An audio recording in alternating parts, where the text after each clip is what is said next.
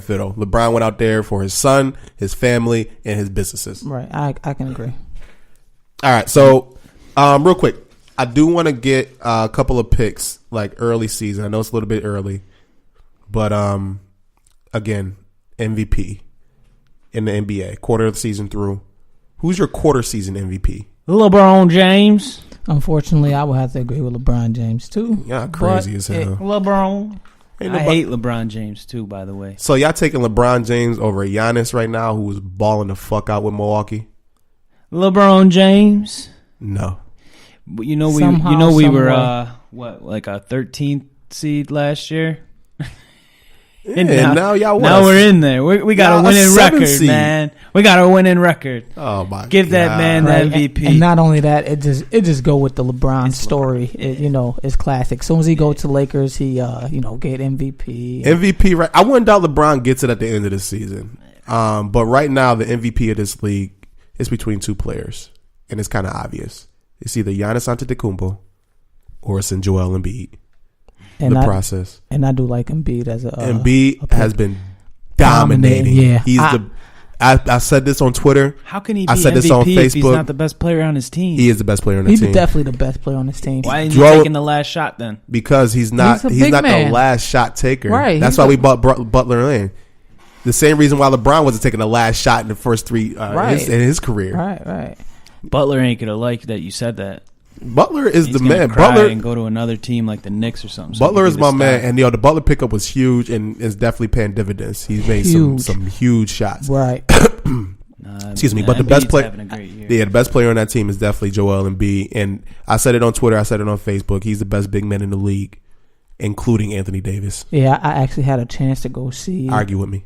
Embiid play in person, and it was impressive. Argue with me. You can't hate on that, David. Go ahead, Dave. Come impressive. On. I'm ready for you. Dude, he's not better than Anthony Davis. You're out of your fucking mind on that one. Anthony Davis took his team to the playoffs in the West. In the West alone. Cousins went down. They had a better record without him. Cousins went down. They had a better record without him. They took them to the playoffs. Cousins went down, and they started to run the offense more with Drew Holiday and Anthony Davis running the pick and roll. Drew Holiday has balled out since Cousins was down as well. Why is he giving Drew Holiday so much credit? Because Drew Holiday is not getting enough credit. Why is he getting? You know why? He's not getting enough credit. Because he's a former Sixer. Listen. Don't listen to this biased man. It's not even biased. You know that. Listen, obviously Anthony Davis is the man on that team, but he's not doing it alone. No, I'm not. He's pretty much alone. No, he's not. Drew Holiday is nice, man. Drew Holiday's an all-star. Man, you guys lost to the damn Celtics with no damn Kyrie. We got out coached, and we didn't have enough black players. That's a fact. It was too much. It was too much athleticism. Get out of here. It was too much. It was just too much. We had too many white boys out there. Celtics played decent without Kyrie. Yeah, the Celtics actually played better without Kyrie, in my opinion. Yeah. They made Jason Tatum the focus of the offense. It became more ball movement. Like Kyrie Irving dominates the ball. Right. And it's a lot of dribble, and score. Yep. He's a scorer. He's a great scorer. He's not a great facilitator. Definitely. When he was out of the lineup, they had to pass the ball more, and they ran as a more team-oriented offense. Mm-hmm. But like the Celtics, like they're 11-10 right now. They're not playing good ball, and a lot of it has to do with Hayward. I was watching a video basketball breakdown on YouTube. And they were saying how the Celtics, they play better when Gordon Hayward is off the floor, and now they're bringing Jaylen Brown off the bench, and then it's been getting better results. So I think the Celtics, I think Brad Stevens figures it out. I think they're definitely going to go ahead and figure this thing out and get back into like a top 3 seed in the East. A lot of people are saying that they're going to make a trade for, like, they're the front runners for Anthony Davis because they got more assets than any other team in the league. The draft picks, the Kings pick, they got, even though the Kings are playing very well, they got the players. And they still a strong franchise. They are the Celtics, Like they can trade, like they can trade Jaylen Brown and fucking Hayward and a couple of first round picks or something like that. They could put together a package for Anthony Davis. Try and get back on that horse. Anthony Davis would be huge. There's one GM in the league that can make it happen is Danny Ainge. And they got the best GM. Danny Ainge, hands down, best GM in the league. Guy makes fucking monster moves, hands down. What did he do last year to you boys? Mm-hmm. Fleeced us, man.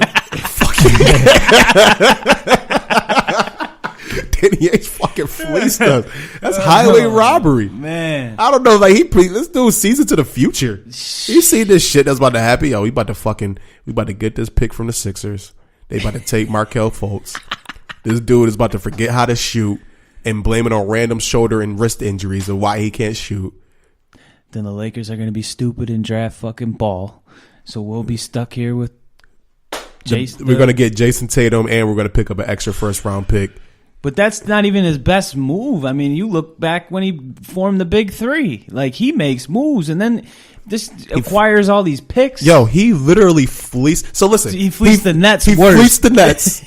He fucking fleeced the Nets. How you trade Paul Pierce and Kevin Garnett, two old-ass players who were super shells of themselves, and get, what was that, 4 first-round picks? Yep. And they all been like top 10 picks. He must have hit him with the I'm gonna make a deal that you can't refuse. Yes, and that's now he just went to the desperate ass Nets, and they just were like, the Nets is trying to. The Nets, KG, Paul Pierce, what's that? Some seats. They was in such a win now. They had Darren Williams, he was playing well at the time, and then like that shit just imploded. And then they fucking fleeced Cleveland for Kyrie. Yeah, they gave him a fucking damaged good Isaiah Thomas. And got Kyrie out of it. Holy shit. God. And then they came to Philly and fleeced us. Yo, they fleeced our whole division. Don't do They deals fleeced our with whole Boston. division. Don't they fleeced do Brooklyn. Deals with Boston. They fleeced the whole conference, I should say. Brooklyn, Cavaliers, and fucking Sixers. Back to back years. That shit is so crazy. I hate Boston. I fucking hate Boston. I just don't like Boston. I hate Boston. The I'm mascot, with you on that. just the aura of the team, the color, the city, the whole fucking city, every franchise Boston. In that city, the Patriots, the fucking Celtics, the fucking Bruins. Fuck the Bruins. I just don't like Boston the fucking teams, Red man. Sox, man. Fuck them all. Fuck. Boston. They're literally a rival of every single team I like. Every single team I like, they're my rival. I know that I hate their basketball team and I hate the football team they're associated with. I fucking hate. I never realized how much I hate Boston until wow. Nothing against the Red Sox, but just fuck everybody else, man. Fuck the Red Sox. Man. Damn, what else I want to get into today? We definitely gonna talk some boxing, but before you head out, Dave, I think there's one more thing I want to get into. Can't remember. Man, we all know what's going down. Sabers are back. Yeah. You're right. That's what I wanted to get into. Sabers are back. So, real quick, Sabers on a streak. A little hockey segment for y'all. So, Dave, educate us, man. Why are the Sabers playing so good? What is going on?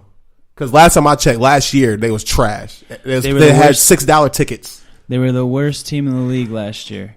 They were the worst team in the league the last 5 years, collectively. They got the number 1 draft pick this year, first time, and God, I don't even think they've ever got one. They should have had it like 3 out of 4 years on some Sixer shit, but for some reason, hockey's a little biased and gave it to Toronto, and Toronto's got the fucking Austin Matthews. He should have been ours too. But anyways, we pick up Eichel, we pick up Dowling, we traded for a guy named Jeff Skinner this year. This guy is phenomenal, fucking leading the league in goals right now. We took a loss last night to a great Tampa Bay Lightning team, which we beat during the streak of 10 in a row. I'd like to add that. We lost 5-4 last night. Can't be mad at them. The boys are still up top, the standings. We're here, man. We're ready to play. I'm excited. I haven't been this excited in hockey in 10 years, man. And when the Sabres are electric like this, man, the whole city's rocking. And by March, if we make the playoffs, because you never know, I mean, we weren't expected to be where we're at right now, so I'm not going to sit here and say we make the playoffs, but it's looking pretty damn good right now. Okay, I'll say that. I got a question for you. So they play the Panthers tonight, the Florida Panthers. Do they continue their streak? No, the streak's over. They lost last night. Oh, they did lose last night. Yeah. Oh, okay. To Tampa, which is a great team. Yeah, they're the number 1 team in the Eastern Conference right now. Okay. They already beat Tampa during the streak too. So for them to beat them twice, that would have really made a statement. On their streak, how many games are we talking? They're 9-1 in the last 10. Oh, okay. So they won 10 in a row, and the streak ended last night. Yeah, that's legit. That's a good one. But Hey, how many games do they play in hockey? I'm 82, not sure. same as basketball. Oh, okay. Yeah, so they early on in the season. Yeah. Quarter of the way through. A little bit more of a quarter of the way through. Yeah. Realistically, right now we're looking at about 91 points to make the playoffs. Okay. So, and they're a third of the way there. Yeah. 36 points. Not even a third of the way through the games. So they're on a hell of a pace. Shout out to Buffalo Sabers. They're playing great hockey right now. I'm not mad. They lost to a good team last night. I'm not mad at all. They were in Tampa. Let's bounce back tonight against Florida, and we'll start a new streak. All right, so real quick, let me get your opinions then, because I usually get my hockey information from my boy Nick Scapolato, who used to work with Tuxedo Junction, and he used to educate me. So right now, who would you say is the best teams in the East and the best teams in the West? The best teams in the West, hands down, Nashville Predators. Nashville Predators. Then I'd have to say it's close, man. I would have to go with Winnipeg. Winnipeg's a great team. The Jets. Then the East, its top two are Toronto and Tampa. It says it right there. Toronto made tons of fucking moves over the offseason, brought in Jonathan Tavares. He's one of the best hockey players in the league, to go with the roster that they already had. And they got a guy, Nylander, who is doing a Le'Veon Bell right now, who wants to get paid, but they can't even afford to pay him. So this is their year for Toronto. If Toronto doesn't win this year, they're going to take a hit come next season because they just don't have the money to pay these guys. Austin Matthews, the kid they drafted 2 years ago, who's compared to Eichel and all that, who's actually exceeded Eichel, is due for some money next year, and he's going to want a big contract. And then they already paid Tavares a big contract on top of they have to sign Mitch Marner, who's leading the league in points, or top 5 in points right now. So they got to make a few decisions next year, on top of having to sign this Nylander kid, who I don't think it's going to get a deal done. I think he's going to end up sitting out the whole season, surprisingly. Okay. But, I mean, Tampa will be there, but Toronto is hands down the best team in the National Hockey League. I mean, next to Nashville. Nashville's also pretty damn good, and they got PK Subban, and that's like one of the only players I know in hockey. I know like 3 players, funny. Like PK Subban, like because he's black, obviously. Right, amazing. Right, you know what I'm saying. I know Eichel for the Sabers, and then I know was it McDermott? Oh, McDavid. Yeah, McDavid. Yeah. Is McDavid the best player in hockey? Yes, he is the best player in hockey, which is kind of sad because he plays for the Oilers, right? Yep, the Oilers. Yep, they're not playing too well right now. Just sad. That's wasted talent. But like we're saying with Eichel, it's been wasted talent up until this season. Eichel's not even really having that great of a season come for goals. He's only got 5 goals on the year. He's got 24 assists, which is good. He's averaging over a point a game. But the guy who really made our team go right now is Jeff Skinner, and we need to pay that man his money. Pay him that money, I'm telling you, because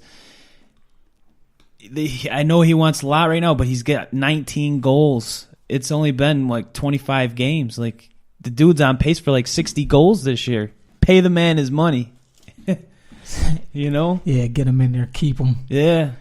He wants a lot of money right now, but give it to him. He deserves it. Do the Sabres got a shot to win it all this year? I don't want to say that, man. You know, Buffalo teams have never won anything, so the curse of Buffalo. The curse of Buffalo. It's rough, man. I just want to make the playoffs, and I want to make some noise in the playoffs, and we'll start from there. That's a good thought process. I respect it. Yeah. Especially we got the longest drought in hockey of not making the playoffs right now, which is synonymous when it comes to the Buffalo sports. You know, we ended it last year for Buffalo Bills, and we're going to end it this year for the Sabres. Shout out to the city of Buffalo. And UB basketball just won basketball. there in Ireland today. They just won 20 against Milwaukee. They're 5-0. They're 21st ranked team in the nation. Good for them. Today we got 10-2 UB going up against Northern Illinois for the MAC championship football. I expect them to win that game too. UB sports, Buffalo sports is on the up and coming. We're getting put on the map right now. Yeah, I like it, man. They got a couple of NFL prospects on the UB team as well. Oh yeah. Yo, real quick shout out. I want to